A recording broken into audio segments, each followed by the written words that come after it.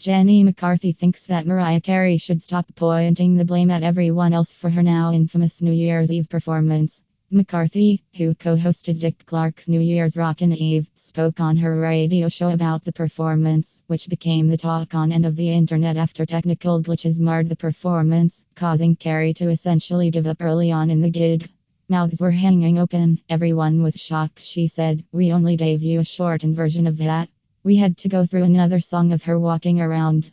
It was so bad. And then for a moment I said, take a step back, Jenny, and try to find some empathy right now. And I did. Of a sudden I felt really bad for her, because it was that bad. It was a complete train wreck. And like my husband Donnie Wahlberg said, being in this business, I know what it's like to have your prompter go out.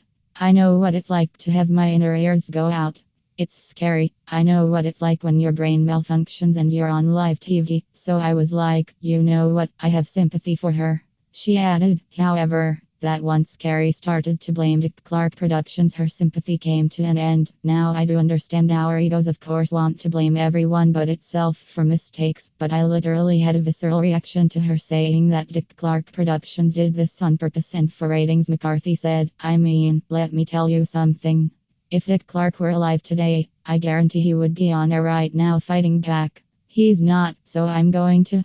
McCarthy defended DCP, saying Dick Clark Productions has been doing this show for 45 years. So for Mariah to defame them was so incredibly insulting for the group of people who work their balls off preparing and rehearsing for their musical guests. The truth of the matter is, Mariah didn't do a sound check, she said it there. She did whatever you would call like a dance move rehearsal, holding her gold microphone, and she stood off to the side of the stage while she had to stand and do a sound check.